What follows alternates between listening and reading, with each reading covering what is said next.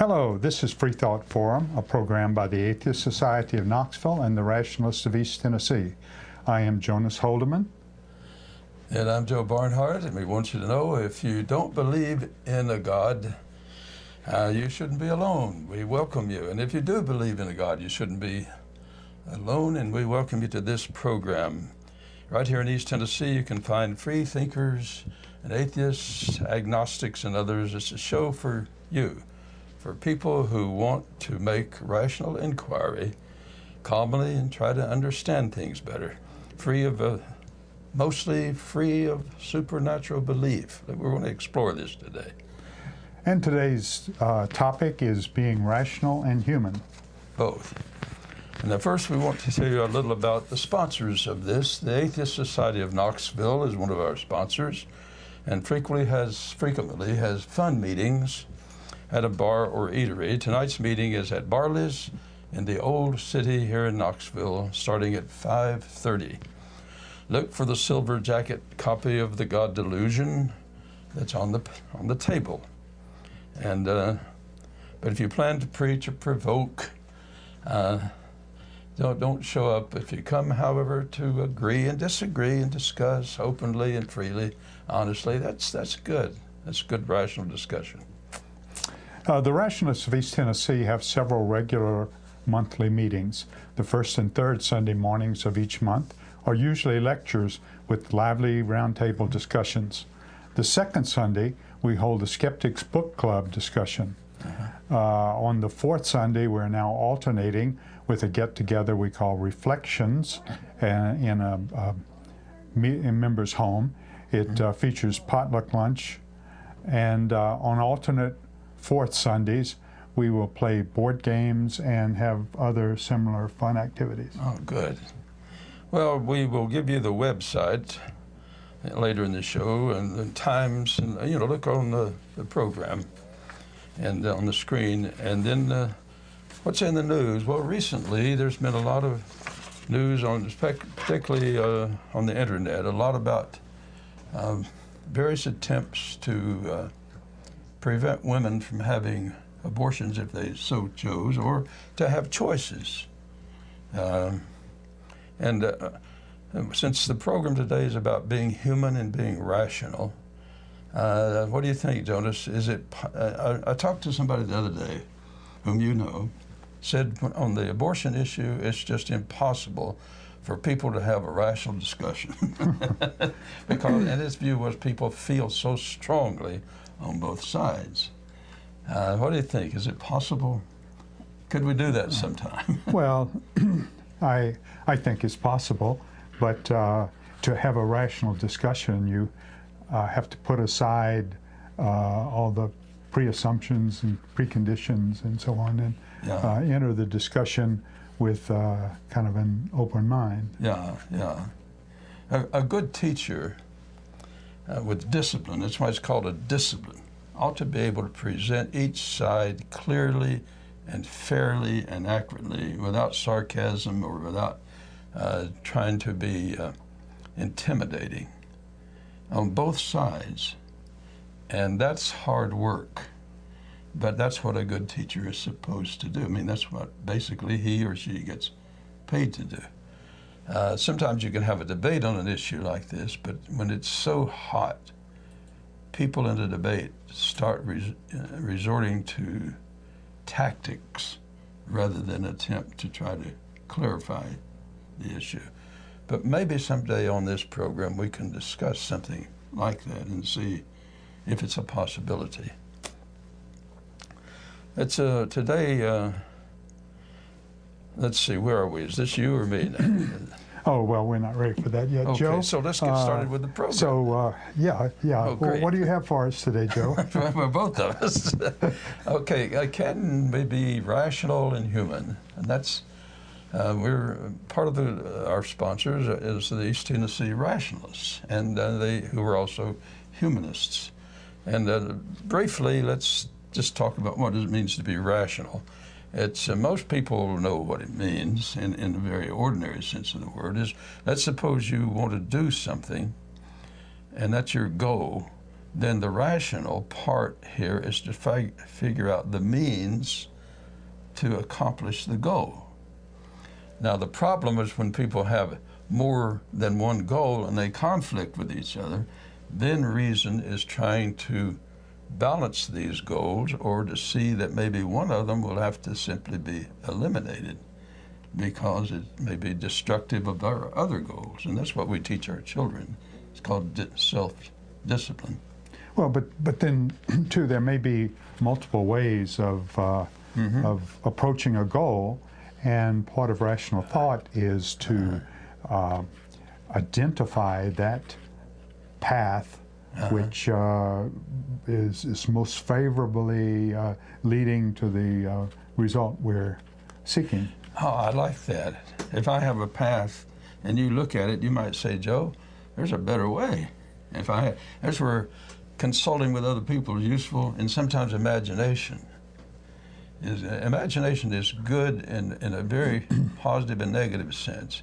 I can imagine a way of life, or say an activity, and I think through the end of it, and I realize that's dangerous. And so the rational thing is, I've seen where it goes. I think there's another alternative, and yeah. So you. Unfortunately, it's not always the case that people will look for or recognize alternate paths.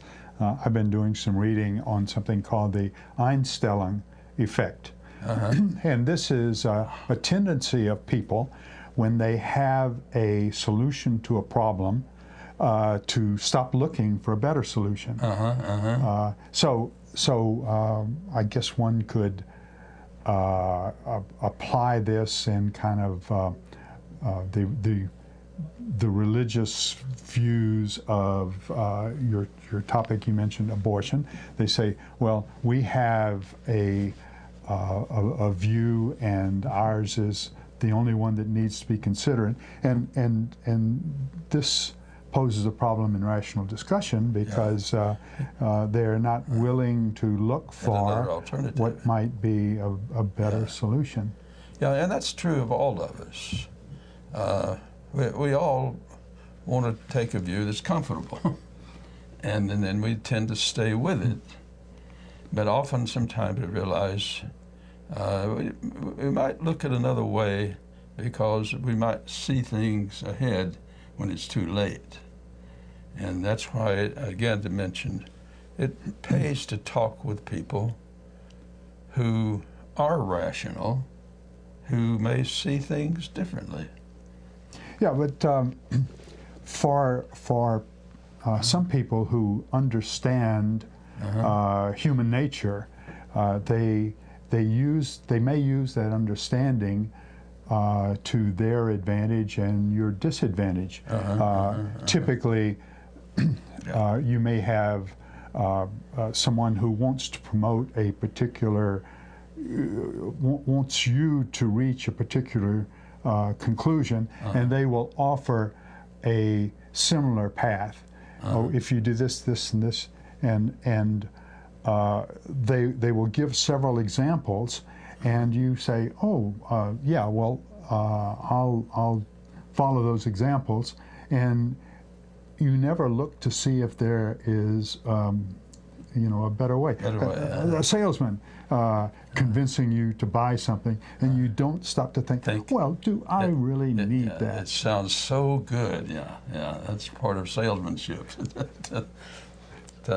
In some ways, we ought to be better salesmen for ourselves. In other words, you're sold on this thing, but there's another thing that may be harder to accomplish, but if you had it, it'd be much better. So in some ways, you need to be a multiple salesman. That's what a good teacher does, is it teaches you to sell you on this, and you see the advantages, and wait a minute, now here's another one, and another one. And then it's your job as a rational human being to make a decision. Yeah, I think there's a term that we may use for these alternate paths that are often not considered. That is, thinking outside the box. Yeah. You're not Good, confining yourself to particular ways of reaching a conclusion. Well, right now we want to talk a little bit about science. The word science literally just means knowledge. And then, of course, later we developed what we call the scientific method, which is not in concrete, but it certainly is a method. And it grows out of trial and error. Would you agree? It grows out of that. In other words, we try this, that's an experiment. It didn't work. Let's come up with another conjecture, hypothesis, and see, and make predictions.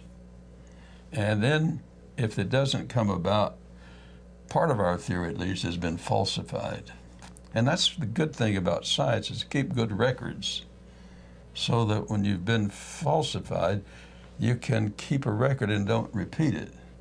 Also, would you agree, the important thing about science is to make sure that your predictions are clear, so that if you don't make it, you can have a record of it. Yeah, falsifiable is the term we have.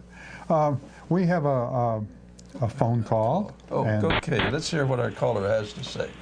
Go ahead. Hey, this is Charles from Central Illinois. Hello, good to Charles, hear from from you, Central Charles. Illinois. One of my favorite science fiction authors, Robert A. Heinlein, once pointed out that a lot of people, once they've come to a conclusion, will not change their minds, or virtually regardless of the evidence. So how does, as a rational person, come to a conclusion and then not refuse to leave it regardless of what the evidence comes to? Well, I think the rational persons are not one of the many people. Well, put it this way. Rationalism, I think you'd agree, Charles, in all of us comes in degrees.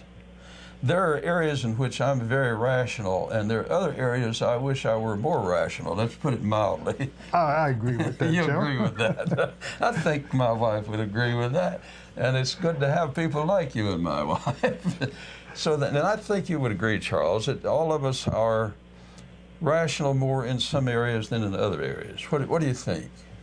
I agree on that. I was watching Cosmos, and he was talking about the concepts of dark matter and optical bending bending of light by, think it through, gravitational masses and so forth. And the man by the name of Fritz Zwicky had pointed this out back in the 1930s in a paper deriving it out of Robert A. Heinlein, Einstein's work. And that nobody bothered to check up on this until like the 1990s. So it seems as though that some concepts that are so outrageous that people will refuse to accept them, no matter what the evidence is and until somebody pops up with some startling evidence. Well, I think all of us tend to be, and understandably, reasonably conservative, which I distinguish from, by the way, from the right wing. I don't think they're the same at all. But no, I don't. I agree with that. Most of us are conservative and liberal, and that's the way we operate. We have elements of both in us, Yes. different degrees. Yeah. Okay, but the important thing about the scientific method and being rational is that we have a need to check on to make certain things are actually accurate or not. Exactly.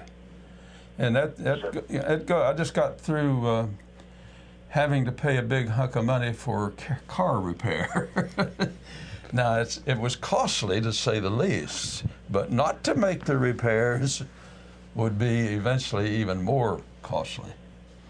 Oh, yeah. So if you don't take care of that transmission now, it's going to cost you a lot more later. Yeah, and if I keep going, I may be on the highway like a turtle that's been run over.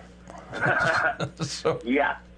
so sometimes biting the bullet, as it were, and saying, well, I think I've been delaying a rational decision, that sometimes can be very costly. Yeah. For all Sometimes of us. we really don't want to face it up to the facts of what the decision will bring.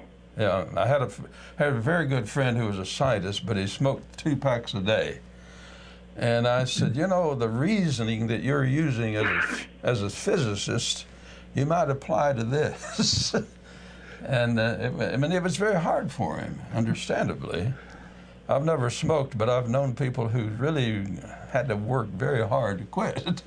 You remind me of the image that I experienced some years ago. I went to calling hours after the death of a friend, and then as I left outside, there was this guy who had this green tank of oxygen, and he was sitting there smoking a cigarette. A cigarette. Oh, good Lord. Yeah. Well, we know people like that. I remember a woman who was quitting, and I always admired her. She said, Joe, I am addicted. Now, to say this for the woman, she quit. I mean, she took steps and got through that after 30 years. But I do remember she did not cover it up. She said, I'm addicted. And I always admired her working faithfully to get rid of it, and she did. Okay, I'll let you get back to the program. Well, thank you. Well, thank you, Charles. Look forward to talking to you again. Bye now. One of the things about antiquity in the ancients, among the Greeks and the Hebrews, were highly anthropomorphic. Most of the world they explained was carried about by personal beings. Stars were considered to be personal beings, and people died and went up to heaven, became a star. I think I mentioned on TV, we still use that phrase, a star. And that goes way back. And you had a picture of Jesus going up to heaven, you know, and to be with God. Now, we were talking, the last time, even in religion, you still have to have consistency. Now, if Jesus is going up to be with God, but if God is omnipresent, how does that fit? If he goes to Mars, if Jesus went to Mars, let's say, is Jesus there too on this theory? You see. So we were dealing with one of our callers last time to see how you develop consistency. And all children understand consistency. As we mentioned in a previous program, try promising a child something, and then you forget to keep the promise. What does the kid have? A good sense of consistency. And so, in many ways, this is what religions or science or just ordinary discourse is a promise. A language is a promise. Would you agree? Language, in a sense, is a promise. I use a word one day, but you expect me to use the same word in the same way, with just elementary consistency. And I think this is the basis, the first point in science. It's not the last. You got a lot more to it. But if you don't have that, you don't have science. Would you agree?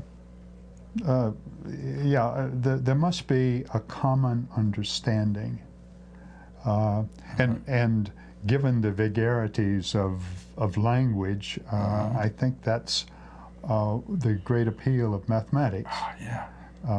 Generally, mathematics is, I guess, whether it's a science or not. There's some debate, but it's certainly a pure discipline where a certain proposition is either true or it's not true,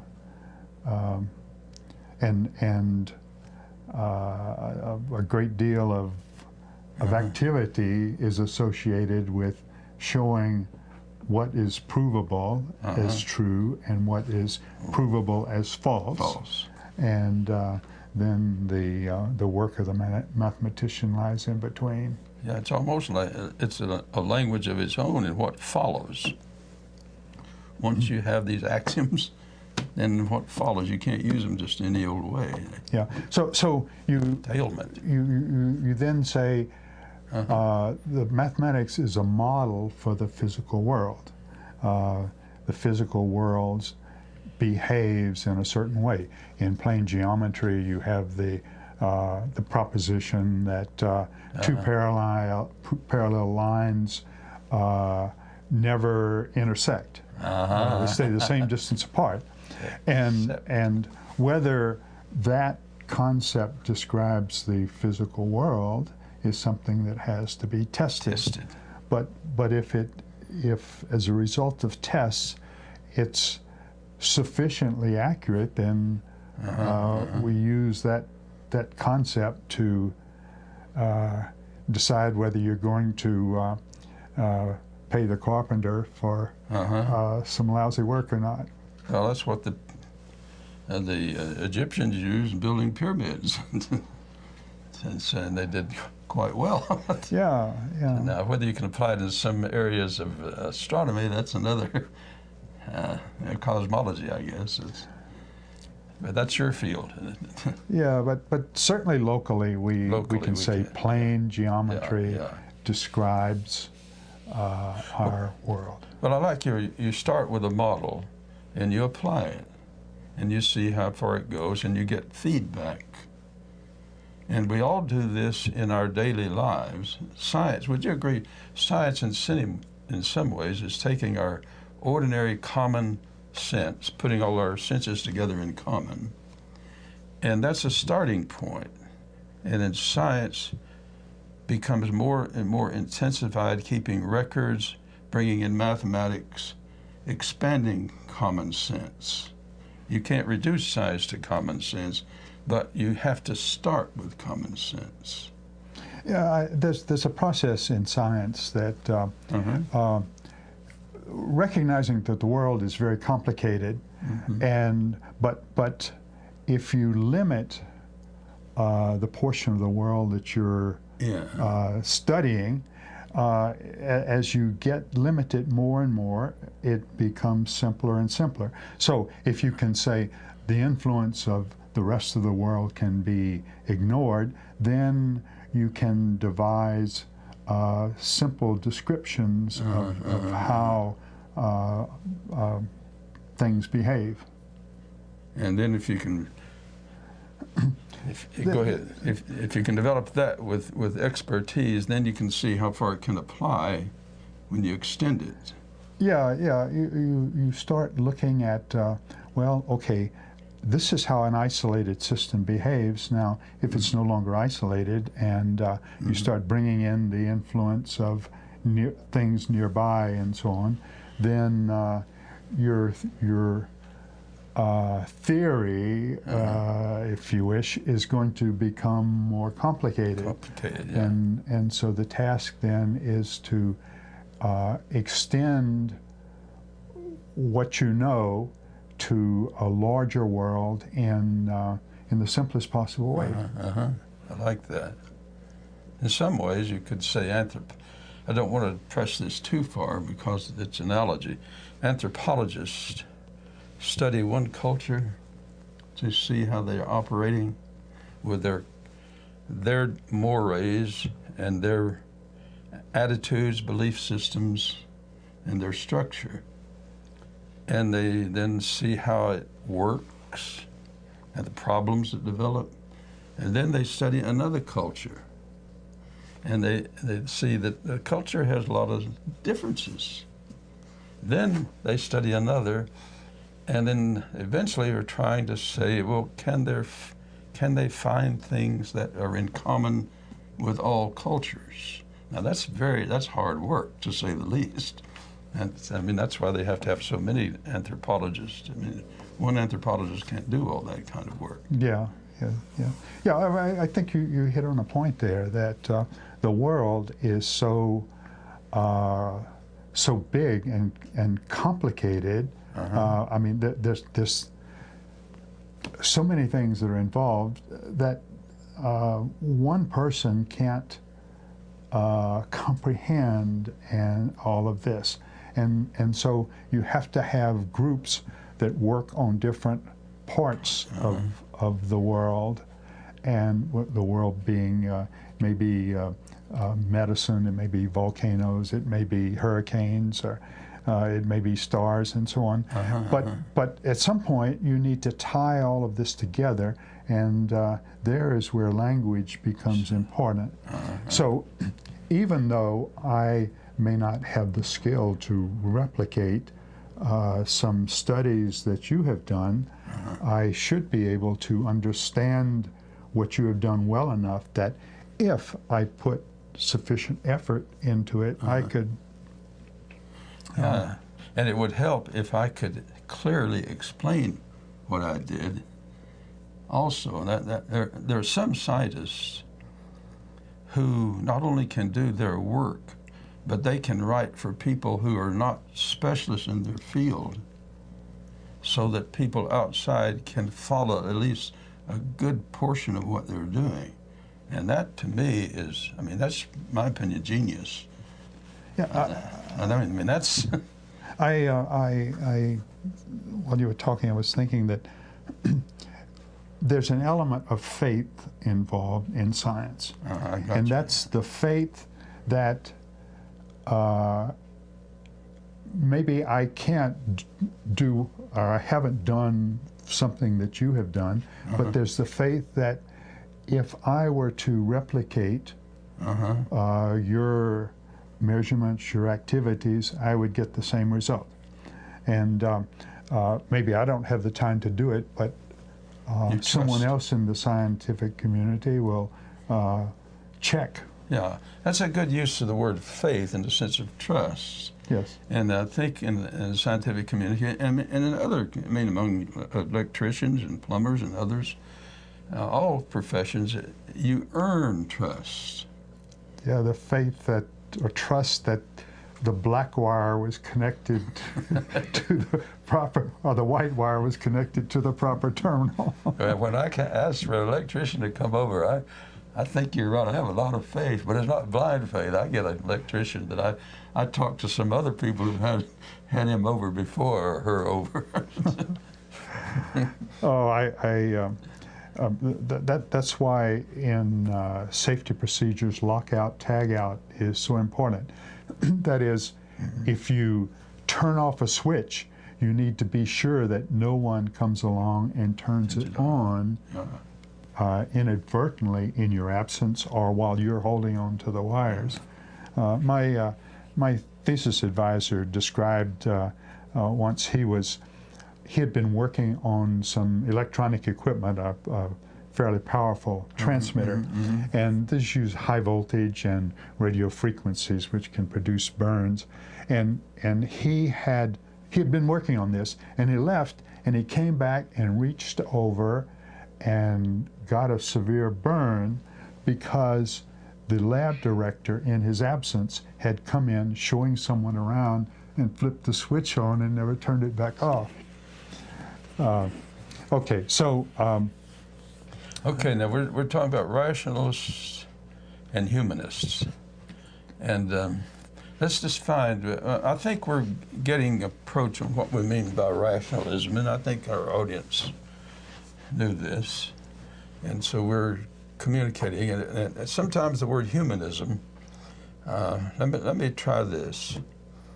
Humanism is a basic view that ethics has to be interpreted and explained and activated by human beings.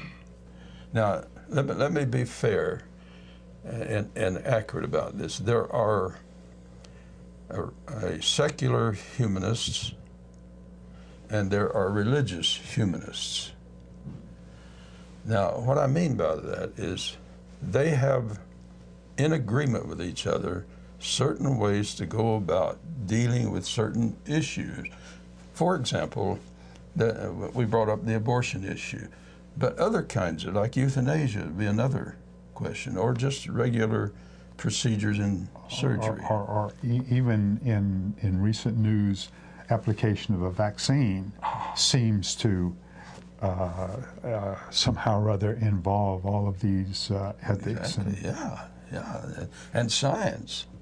That's why it's so important in science, particularly with drugs and vaccines, not to have so much money being poured into the drug business to the scientist so that he will give the company the answer they want so they can sell more. Somehow you want to protect the scientists so that he can be truthful rather than being controlled by a CEO who wants simply to hawk, or not to hawk, but to hawk the medicine. Yeah, but he may think he's being truthful, but can be influenced by outside factors. So you get two pieces of conflicting data, and well, this doesn't look right, so I'll throw it away. And that kind of decision may be influenced by some ultimate result he would like to. Our biases. That's why it's good to have multiple biases checking each other. Yeah, why they have double-blind experiments. Yes. To try to eliminate influences that may not be recognizable. Yeah, because facing up to the truth or the fact that we all have our biases, and therefore part of the goal of science or any rational approach is to counter that. One bias you have as a rational person is you want to be truthful, and that's a bias, but we know it, and we want to emphasize that bias. Now, sometimes we control it. I had to learn to control that as a kid. My mother would say, sometimes you don't just volunteer the truth when it's not going to be helpful. And I think all kids have to learn, some truths you don't deal with because they're not relevant to the situation. Now, we seem to have another phone call. We got another phone call. Go ahead. Let's see. Caller, could you give us your name or nickname, please? This is Dave again. I call about every other week. That's okay, friend. Go ahead. I just had a question here. I thought of it when I was young and going to church. I haven't been to church in years. Why would a God make evil?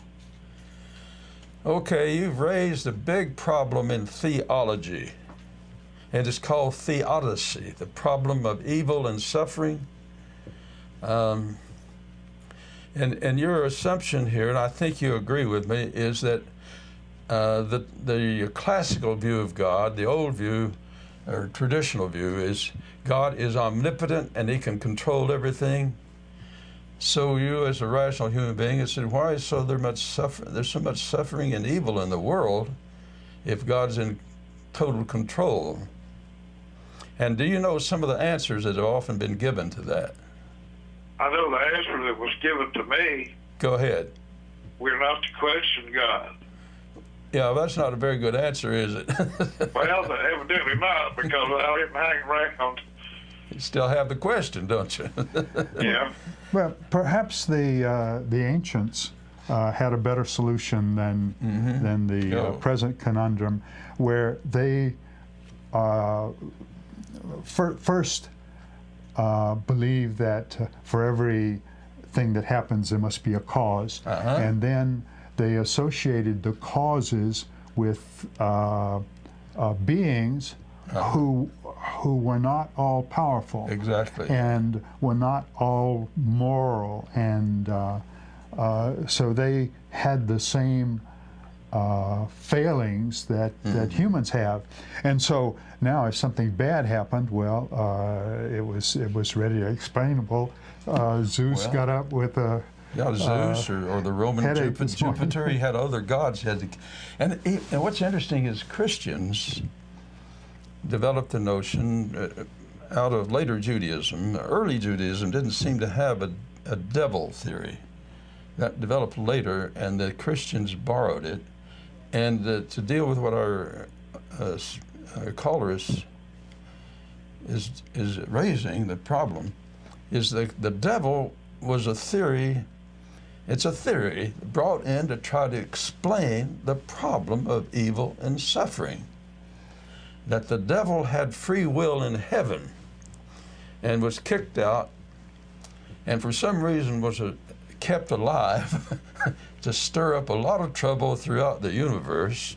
And furthermore, there were a lot of other demons that apparently were kicked out, and they are responsible for all this evil, and they have been tempting people like you and me. And you can see how this thing has developed. You probably grew up with that, didn't you? Yes, I did. I grew up. I was brainwashed at an early age. I feel like now I'm 65 years old, retired. Okay. I was brainwashed early. Young fella. Well, see, see what you think of that. When I was somewhere along the way, I asked the question: if God is in control, why does He keep this devil going and alive to do all this evil in the world? If God's all powerful, how come He doesn't put him in prison? And I never got. Or put him in hell is what I've been told hell was made for, the devil. But they've been postponing that. Yeah, so people can suffer, right? Right, apparently. So there was. Well, I appreciate your answer, and I once again will make a statement of saying that the Hall of Shame on the internet is really something. It's really opened my eyes like nothing else to preachers. And thank you guys for taking my question. Well, thank you. Appreciate it. Thank you for calling. In fact, there was one thinker named E.S. Brightman who contended that God had a rational given, was creative, but He also had the non-rational energy. And to simplify, what he was saying is God had an enormous amount of energy, but it couldn't get it all harmonized. So He did the best He could. And that sounds like you and me, doesn't it? And so tornadoes and floods and cancer and all of this, partly because all of that energy cannot be totally harmonized, and that's the non-rational given. And that's E.S. Brightman at Boston University, a famous philosopher of religion. Well, Joe, I think it's time for our program break. And so now we have Richard with us today instead of Sam. And so, Richard, could you show us our video? Maybe. Yeah. He says maybe. If we're lucky. If not, we'll just move right on. We'll just. I hope we're not the video. Oh, hey! Remember to watch what you say. Okay.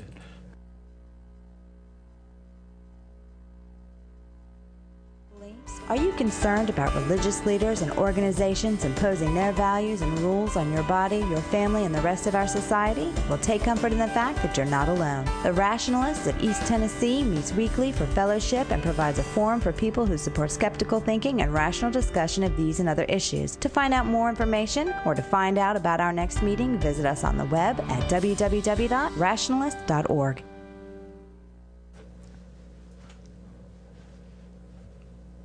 Okay, we back? Yeah. Okay. Well, thank you, Richard. Okay, where are we? Richard, too, is doing his best to handle a very complex situation across the room there at the control board. Which I couldn't do, I'll have to say. So if you notice anything out of the ordinary, we have applied anthropomorphic principles to explain it. Okay, where are we on what page are we on now? Okay, now, let's see, I guess go ahead. Okay. Thank you. We're having a little fun here today. Okay, in case you're just tuning in, this is Freethought Forum, a program by the Atheist Society of Knoxville and the Rationalists of East Tennessee.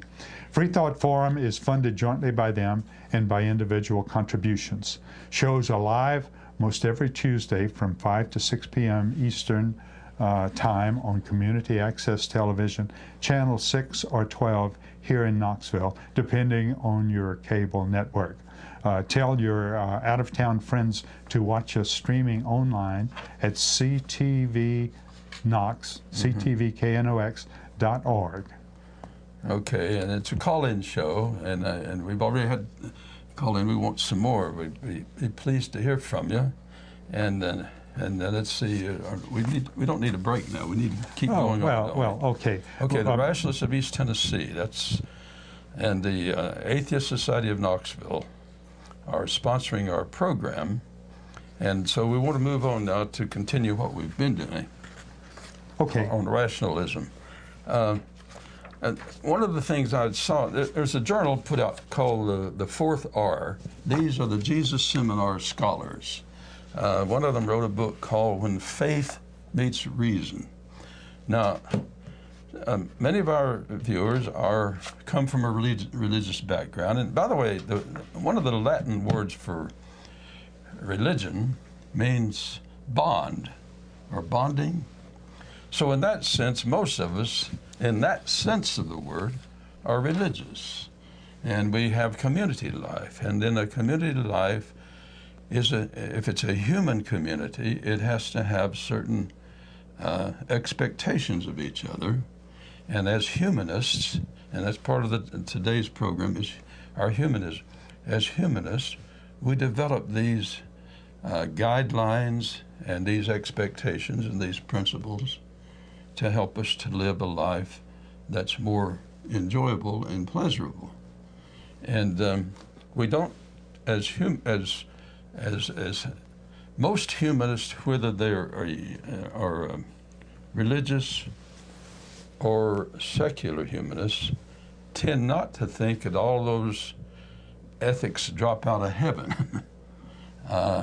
Most religious humanists that I know believe that Moses took most of the commandments with him up to the mountain, didn't bring them down. And I once tried to think of a cartoon. It goes like this. Moses is down from the mountain and he meets his mother and he's apologizing. He says, "Mom, I know you told me when I was a little boy, I shouldn't steal and I shouldn't lie." And on and on. But I couldn't just tell them that my mama told me all that.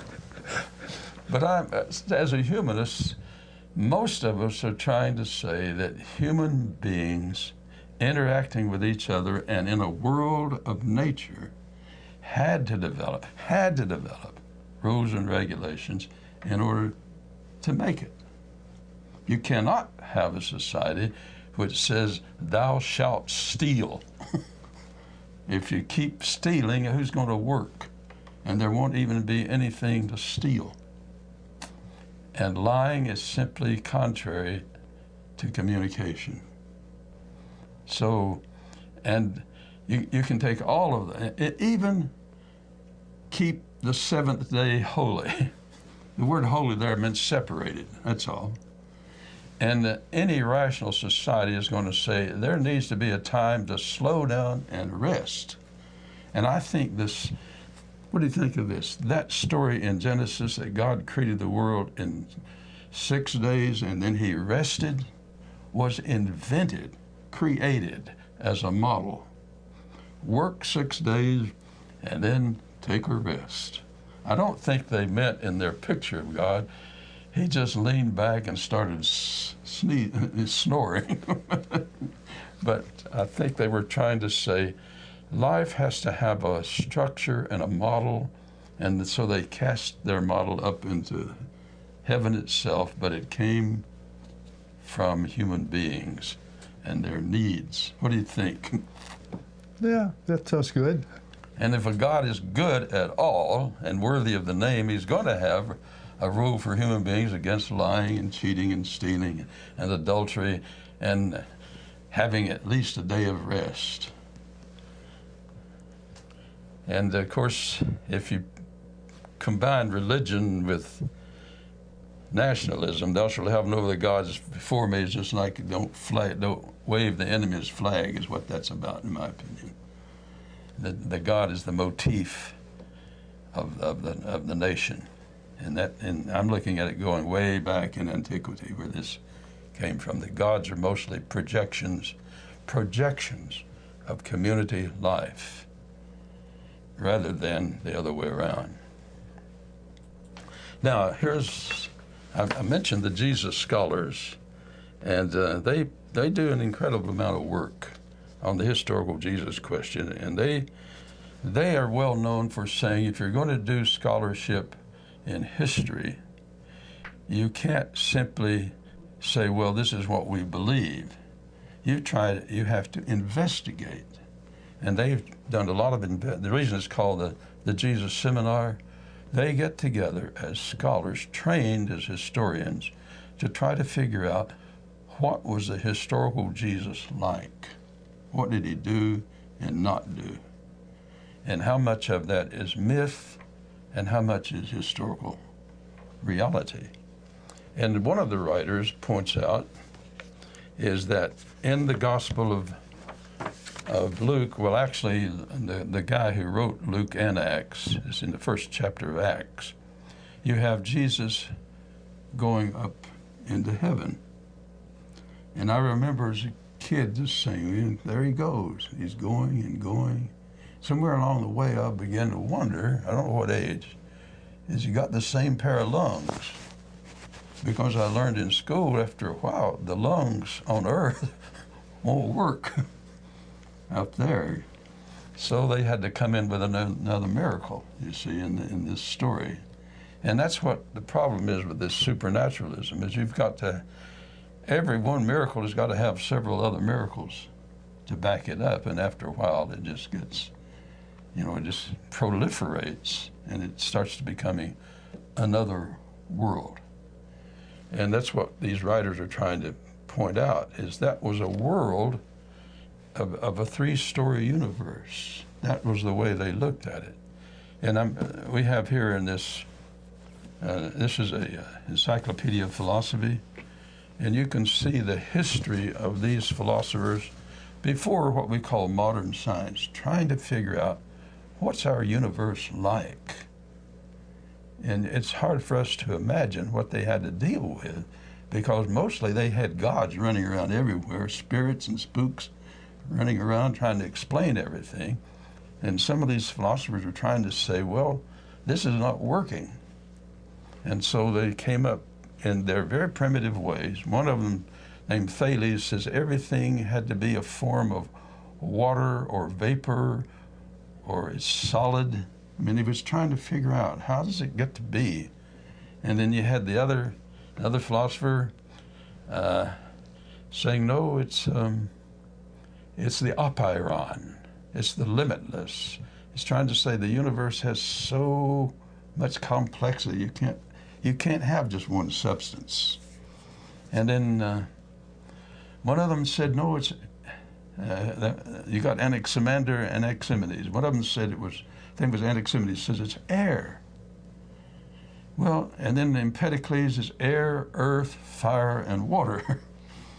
And what they're trying to do is get the elements of the universe. This is long before what we call modern physics or chemistry. This is the day of alchemy. This is a day of astrology. So they didn't have anything like what we call modern science. But you can see them trying to struggle, and you can be sympathetic. See, rather than being contemptuous, they were doing just the best they could with that. And then they had the atomists with Democritus and Lucretius. Mm-hmm. And then gradually, those are your forefathers, as it were. And then you move into more contemporary versions of the atom theory. And but that took centuries. So why would we have a religion built upon simply the worldview of the first century or even before then? You see, why could not religions develop the way other kinds of rational thinking have developed? Well, theology has tried to do this. But sometimes, for example, we were trying last time to deal with the question of the Trinity, and of Jesus coming down as God. Well, try to deal with a little bit that. How would God be a human being at the age of 2 and still, and according to this Chalcedonian Creed, that Jonas was about 450, somewhere about 454, something like that. They said that Jesus is fully God and fully human. Now that sounded good, but it didn't solve any problem at all. It just created problems because they were stuck with a problem that they inherited from the pagans. The pagans said that these emperors were God on earth. One of the emperors called himself Jupiter. And most of us today would call this megalomania or insanity. So why build a religion on this? And some people in religions have seen that no, just as science has to modify and improve itself, so religions have to do the same thing. And that's what we were dealing with the last time. One of our callers from Sevierville, I thought she had a lot to say. And her name was Louise. Okay, yeah. Yeah, and that she was right on the ball. She said, why would God treat people the way he's treating them, especially children? He's talking about all these preachers got a red face and coming on with hell, teaching little kids. And she said, and here's her phrase, what kind of God is that? That's consistency. You know, just good, hardcore thinking. Well, but I think that Louise illustrated a shortcoming in the way we tend to approach our ideas and convey them to other people. In that, yeah, she pointed that out too. She tended to exaggerate. Like we would say, all people believe such and such, or all people do, or somehow or other there's the you overstate your case. That's what I should say. She was overstating her case to make a point. Overstate your case and then fall back to the position, if you have to, that you really... What I liked about Louise is she very quickly recognized that she had overstated it. Now, not many of us can do that quickly, but she did. Okay, so back to this Chalcedonian creed. I just wonder if they weren't exaggerating and overstating a case. Okay, here's what was going on. Once you got caught in this, and they were trying to say, here, Jesus represents God. When if they're trying to say Jesus, a man representing some of the best ideals on earth, I can go along with that. A lot of secularists can do that. But once you want to say Jesus is God on earth, then you've got all kinds of problems. And instead of recognizing they had a problem that maybe they should try a whole new avenue, they tried to fix it. And the more they fixed it, the heavier it got. And it's like repairing your boat to the point that you start realizing this thing is beginning to sink. It's time to either get another boat or cast off some of it. Things you don't need. Yeah. And they couldn't do it. They kept loading it up and loading it up. And to make it work, they had all these bishops to turn it into a political thing. And then it's a power thing rather than convincing.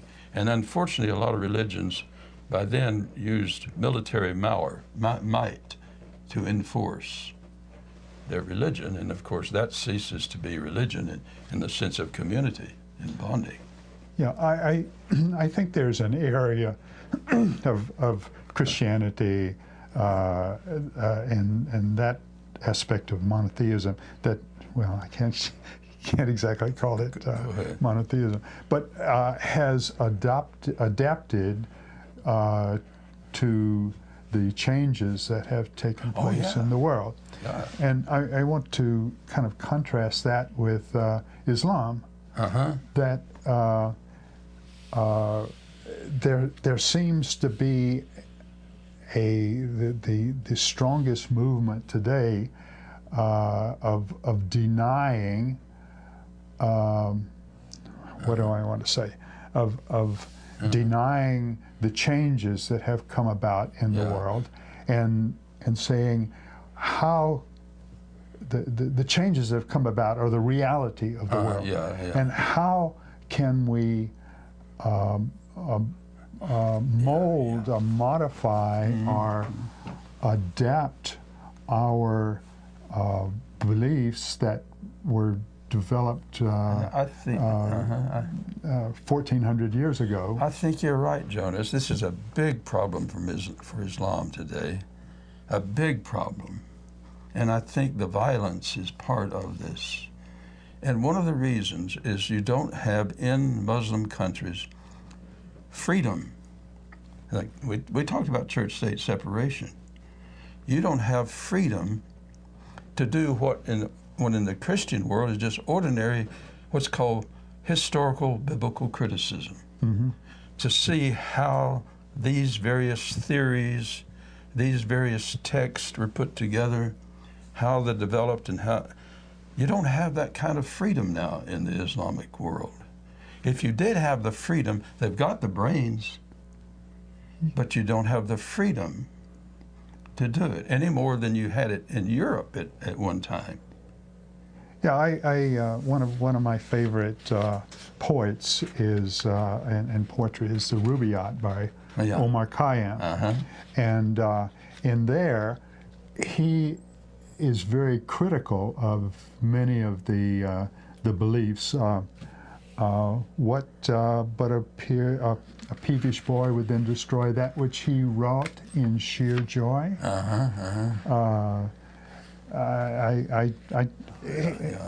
Of course, he had the protection of a very powerful leader, so that he could express these. But his writings were almost lost as Islam took more control over thought and expression. And that's a shame. Yeah, I mean, you got all those. I mean, I think I mentioned it on this program. I had an Islamic woman in my class who was brilliant, and I could see her coming to terms with all this. But man, she was bright, and I thought if she had more freedom in Saudi Arabia, where that would have an impact. Oh well, Joe, it's time to start wrapping up. Folks out there, if you want to contact us before our next show, get out your pen and paper and write down our contact information. This has been Freethought Forum, a program by the Atheist Society of Nashville and the Rationalists of East Tennessee. I am Jonas Holdeman. And I'm Joe Barnhart. Please give us a feedback. Leave a voicemail at 865-272-9060 or email us freethoughtforum@yahoo.com. And you can see this show Tuesdays from 5 to 6 p.m. Eastern Time on Knoxville CTV